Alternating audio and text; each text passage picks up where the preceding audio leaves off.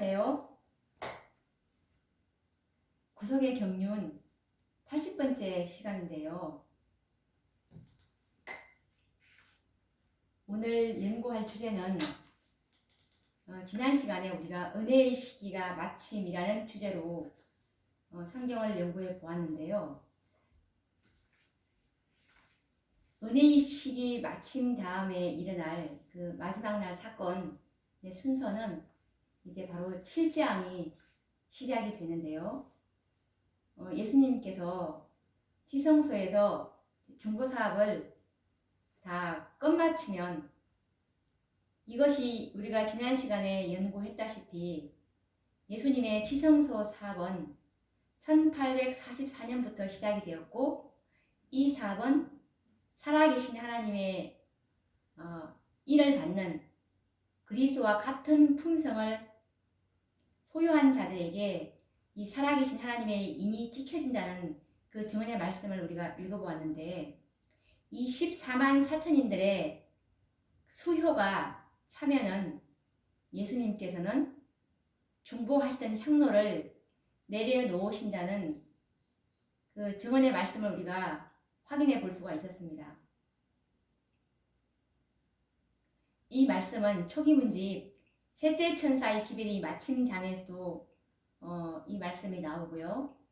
그리고 초기문집에서도 이 말씀이 나오지만 각 시대의 대쟁투에서도 환난의 때라는 그 장에 보시면 예수님께서 살아계신 하나님의 인맞을 자들의 그 수요가 다 차면은 지성소에서 이제 중보하시던 향로를 내려놓고 나오신다는 그 말씀이 정확하게 기록이 되어 있습니다. 이렇게 해서 이제 예수님의 지성소 사업인 14만 4천의 수요가 채워지면 이 세상은 이제 암흑이 덮이고 이 7장이 이제 시작이 되는 것입니다. 요한계시록 16장에 보시면 7장에 대해서 자세히 기록하고 있는데요. 계시록 16장 1절 말씀을 보시면 또 내가 들으니 성전에서 큰 음성이 나서 일곱 천사에게 말하되 너희는 가서 하나님의 진노의 일곱 대접을 땅에 쏟으라 하시더라 라는 말씀을 하고 계십니다. 은혜의 시기가 이제 마치자마자 이 땅에는 하나님의 진노의 재앙들이 악인들에게 내릴 것인데요. 사단의 충동을 받아서 하나님의 계명을 지키며 의롭게 살아가는 그 하나님의 백성들을 괴롭히는 악인들에게 하나님께서는 이제 분노하실 것이고 이제는 그들에게 진노의 잔에 섞인 것이 없는 포도주를 마시게 하실 것입니다.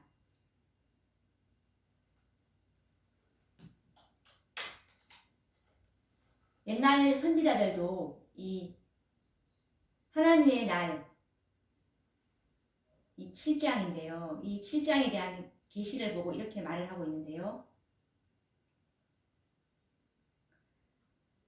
이것이 그 대쟁투 638페이지에도 자세히 기록이 되어 있는데 읽어보도록 하겠습니다. 옛날의 선지자들은 하나님의 날에 대한 거룩한 계시를 보고 말했다. 너희는 애곡할지어다. 여호와의 날이 가까웠으니 전능자에게서 멸망이 임할 것임이로다. 이사야 13장 6절 말씀. 바위 틈에 들어가며 진토에 숨어 여호와의 위엄과 그 광대하심의 영광을 피하라. 그 날에 눈이 높은 자가 낮아지며 교만한 자가 굴복되고 여호와께서 홀로 높임을 받으시리라. 대저 만군의 여호와의 한 날이 모든 교만자와 거만자와 자고한 자에게 임하여 그들로 낮아지게 하고 사람이 숭배하려고 만들었던 그 은우상과 금우상을 그 날에 두더쥐와 박쥐에게 던지고 아멜과 험악한 바위 틈에 들어가서 여호와께서 일어나사 땅을 진동시키시는 그의 위엄과 그 광대하심의 영광을 피하리라. 이사야 2장 10절에서 12절, 20절, 21절 말씀이었습니다.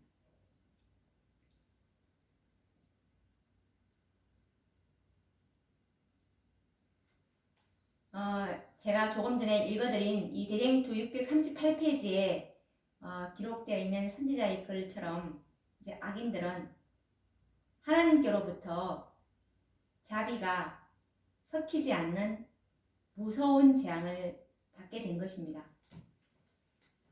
로마서 12장 19절 말씀에서 보시면 너희가 친히 원수를 갚지 말고 진노하심에 맡기라라는 말씀이 있습니다.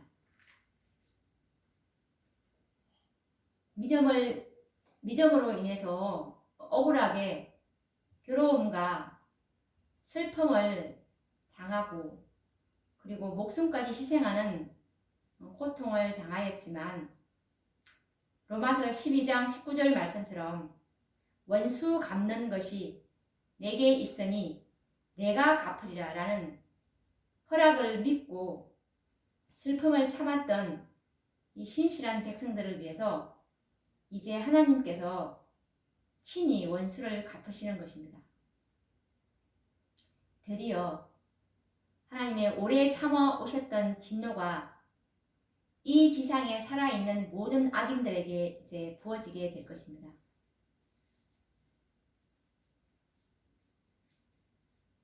모든 사람들이 다 하나님의 안식일을 버리고 거짓 안식일인 일요일을 택할 때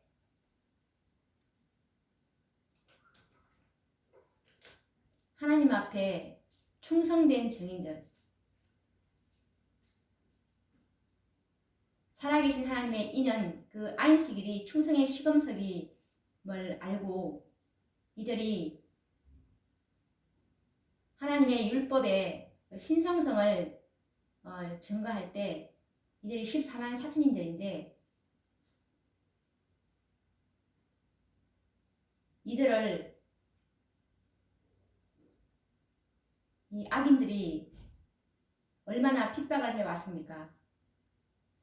이렇게 이제 드디어 하나님의 오래 참아 오셨던 진노가 이 지상에 살아있는 모든 악인들에게 이제 부어지게 될 것인데요. 짐승의 표를 받은 사람들이죠. 그래서 이제 하나님의 진노를 담은 금 대접을 가진 천사들에게 하나님께서는 이렇게 말씀하시는데요. 계시록 16장 1절 말씀을 보시면 너희는 가서 하나님의 진노의 7 대접을 땅에 쏟으라는 명령을 내리시게 되는 것입니다. 계시록 16장 1절에서 21절까지는 7 재앙이 얼마나 극심하고 두려운지를 잘 묘사하고 있는데요.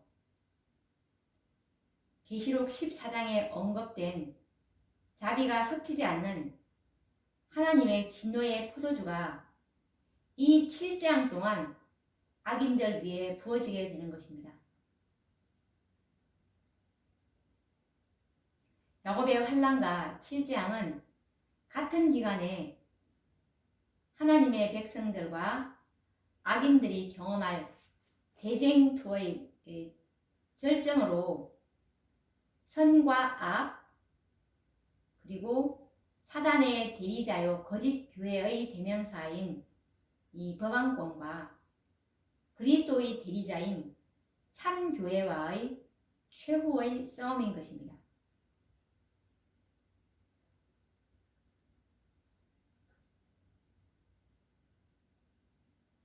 하나님께서는 악인들에게 자비가 섞이지 않는 진노의 잔을 그리고 사단은 자신의 모든 능력으로 14만 4천인들에게 가공할 핍박을 가하는 것이 7장이고 야곱의 환난인 것입니다. 사단은 개구리 같은 새 더러운 영들인 용과 짐승과 거짓 선지자들의 연합 세력을 이용해서 개국 이래로 없던 그 핍박을 14만 4천인들에게 행하게 될 것입니다. 반면에 하나님께서는 당신의 자비를 거절한 악인들에게 자비가 섞이지 않는 진노의 포도주 잔을 마시게 하심으로 당신의 백성들이 무고히 당한 고통과 이 핍박에 대해서 공의롭게 보복하실 것입니다. 7장은 바로 하나님께서 친히 당신의 백성들을 대신하여 원수들에게 보복하시는 때인 것입니다. 그러면 이 7장을 이제 자세히 연구해 보려고 하는데요. 우선 이 첫째 재앙은 요한계시록 16장 2절에 말씀에 나와 있는데요.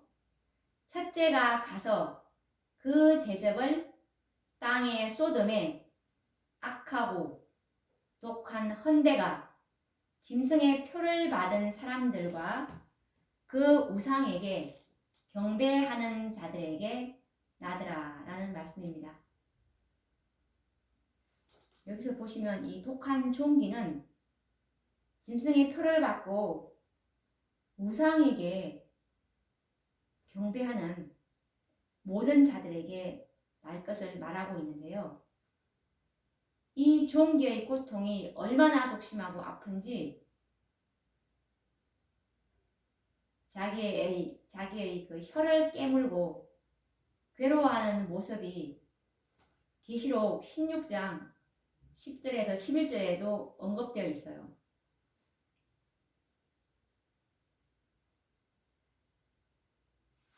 계시록 16장 10절에서 11절 말씀을 보시면 사람들이 아파서 자기 혀를 깨물고 아픈 것과 종기로 인해서 하늘의 하나님을 회방한다라고 기록하고 있습니다.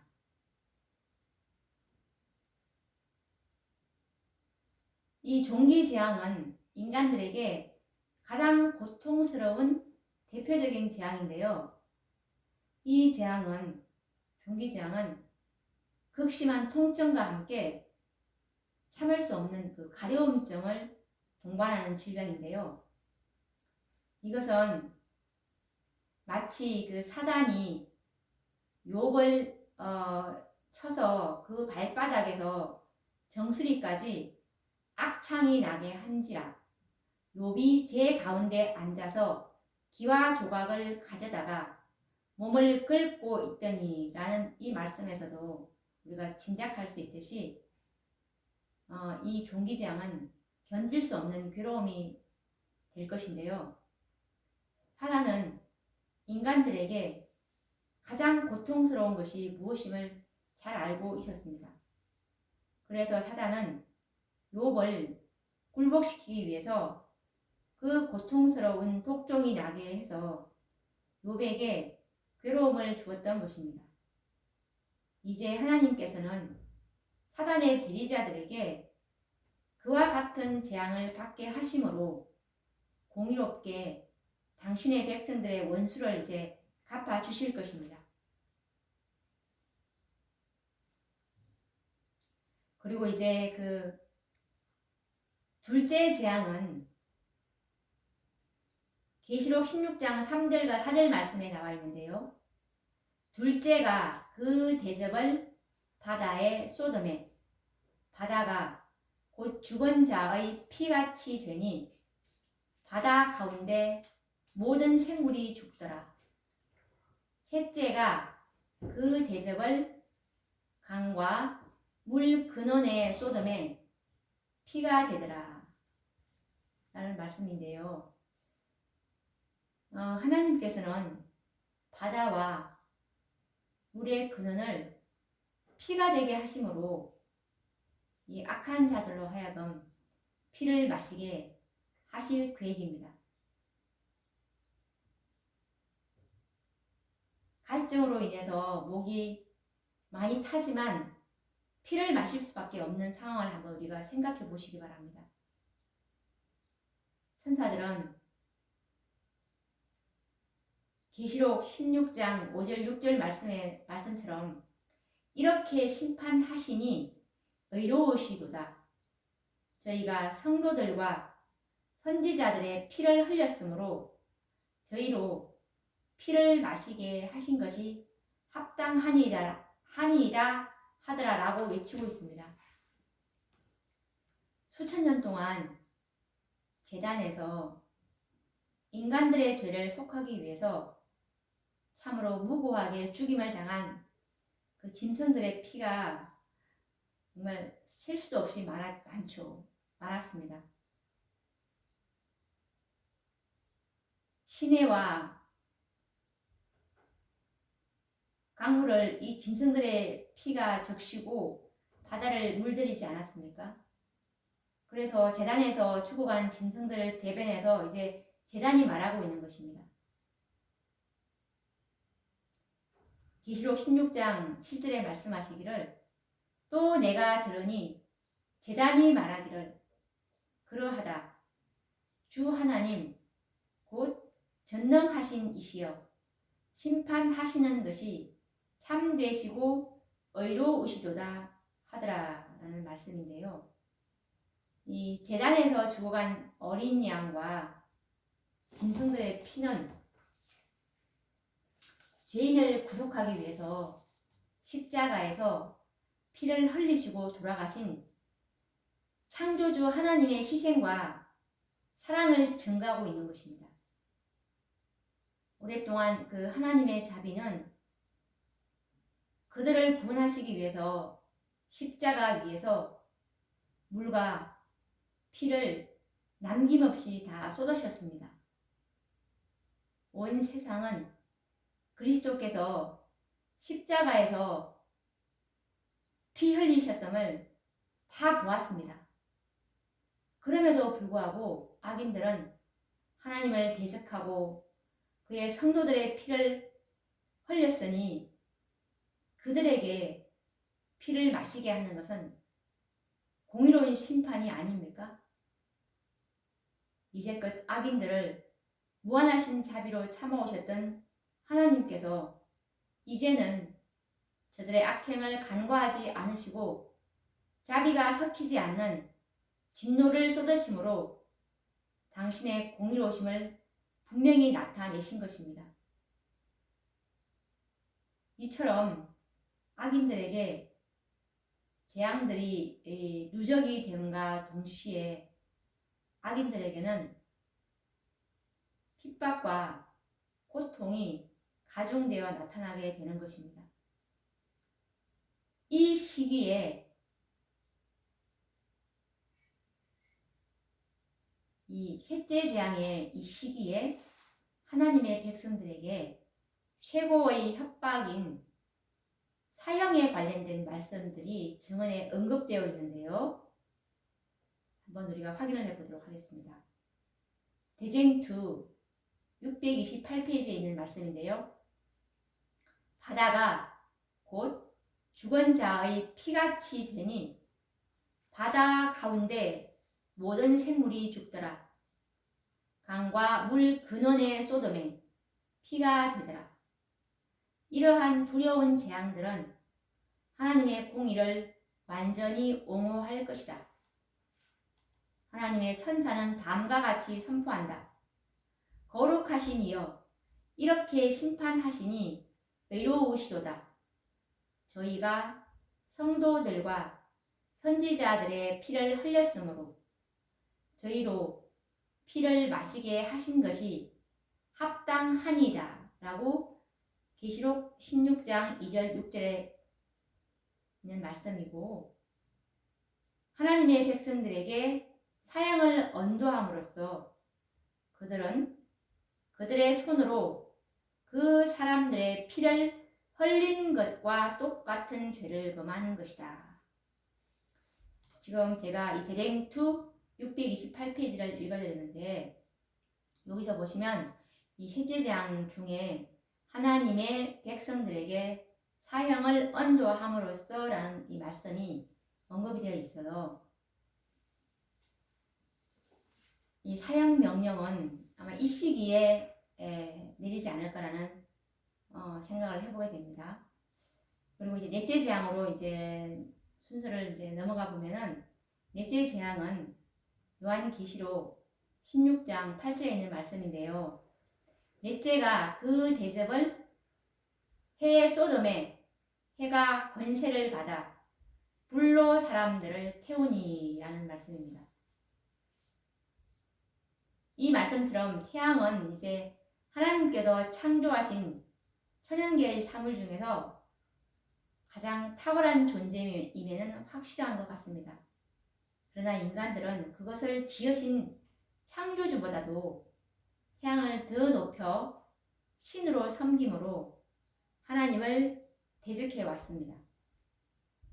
하나님을 섬기느라고 하는 이스라엘 백성들조차도 얼마나 자주 태양신에게 절을 하였습니까? 마지막 때인 오늘날도 소위 하나님의 백성이라고 자칭하는 많은 교회들이 하나님의 안식일을 버리고 태양의 날을 의미하는 일요일을 섬기고 있지 않습니까?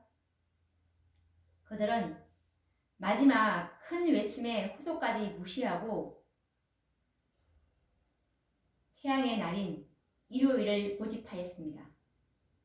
그러나 이제 그들은 그들이 섬기던 태양에 의해서 태움을 당하도록 하나님께서는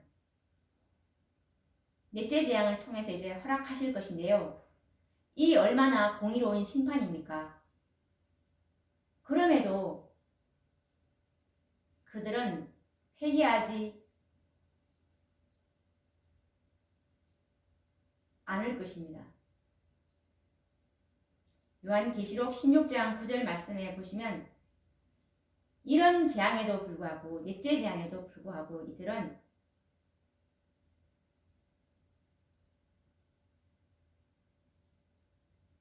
회개하지 않을 것이 말씀에 나와 있는데요. 계시록 16장 9절 말씀을 읽어보도록 하겠습니다. 사람들이 크게 태움에 태워진지라 이 재앙들을 행하는 권세를 가지신 하나님의 이름을 회방하며 또 회개하여 영광을 주께 돌리지 아니하더라라는 말씀입니다.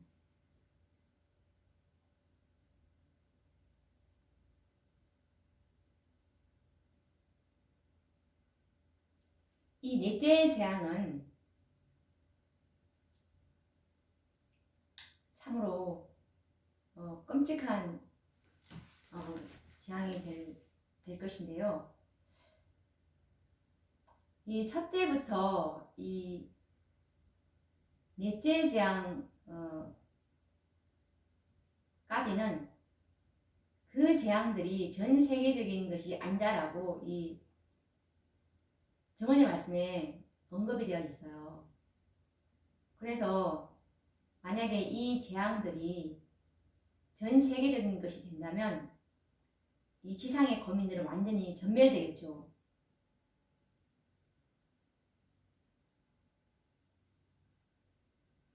이것에 관련된 정언의 말씀을 한번 읽어보도록 하겠습니다. 대쟁투 628에서 629페이지 말씀입니다.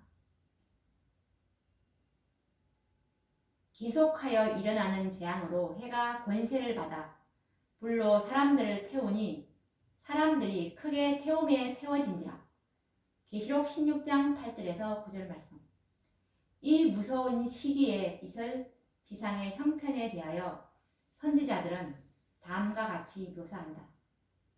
그 재앙들은 전 세계적인 것이 아니다. 만일 그렇게 되면 지상의 거민들은 완전히 전멸될 것이다. 그러나 그것들은 사람들에게 지금껏 알려진 것들 중 가장 무서운 재앙이 될 것이다 라고 대쟁투 628, 629페이지에 말씀에 기록되어 있습니다.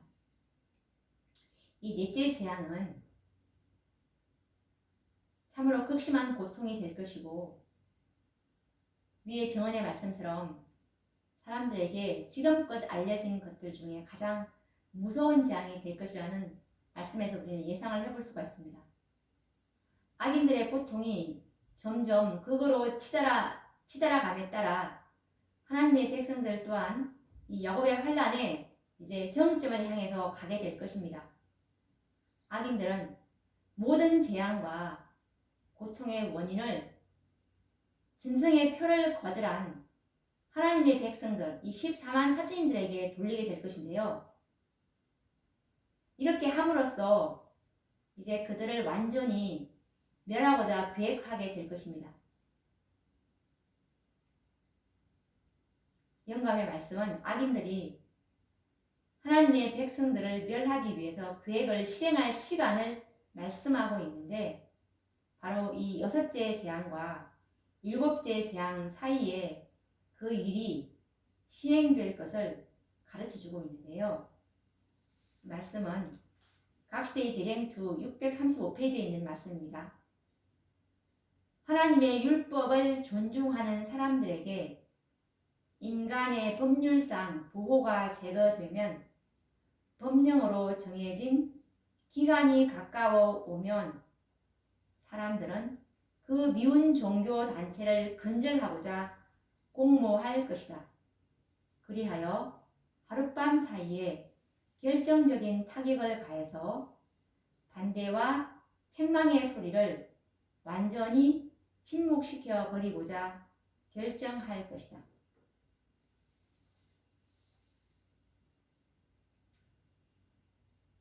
성도들이 죽음의 공포와 이 위협을 피하여 피난처를 찾아서 이제 공백한 산속으로 도망하는 시기가 바로 이제 이때가 될 것인데요. 도시와 마을을 벗어나서 깊은 산과 계곡을 찾아서 이제 피난처를 찾을 것이지만 그들이 피할 수 있는 안전한 곳이란 발견할 수가 없을 것입니다. 그들은 자신들을 안전하게 보호해 줄 곳이 없다는 사실을 잘 알고 있으므로 밤낮으로 이제 하나님께 구원을 요청하게 될 것입니다.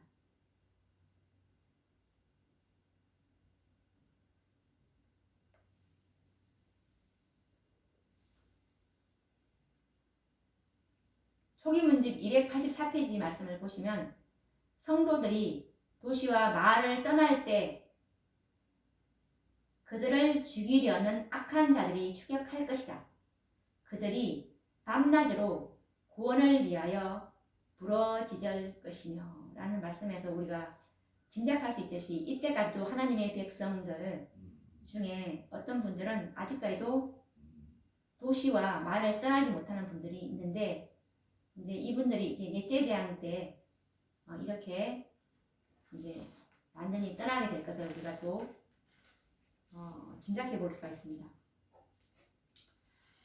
마치 이 야곱이 형 에서와 그래 그 에서의 군대를 눈앞에 두고 야복 강가에서 선사와 씨름하는 때랑 우리가 비교할 수가 있을 것인데요.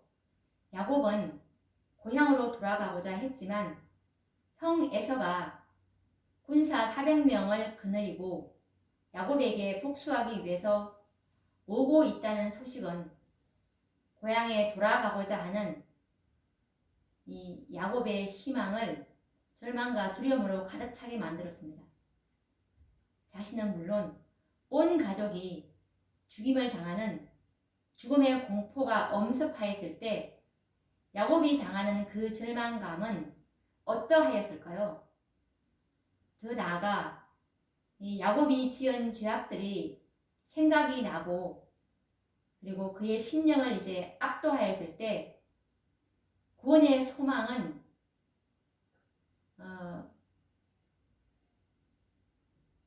완전히 이제 사라졌음을 우리가 생각해 볼 수가 있겠죠.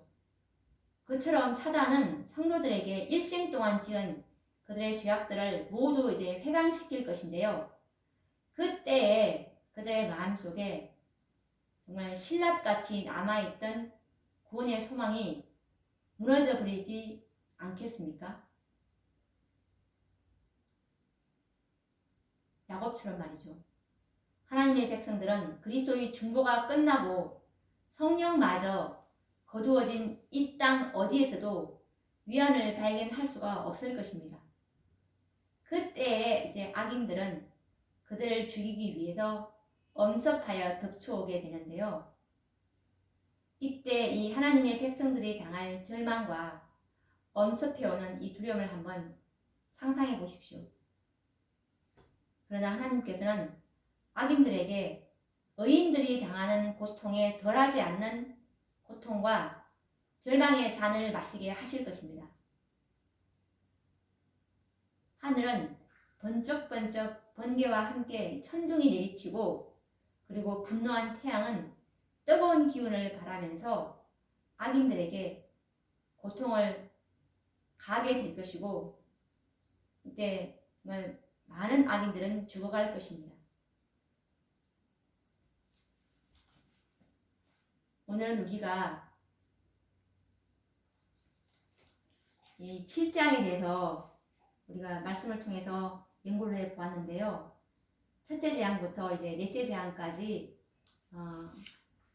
말씀을 확인해 보았고 다음 시간에는 또 이 닷새 재앙부터 이어서 또 연구를 해 보도록 하겠습니다.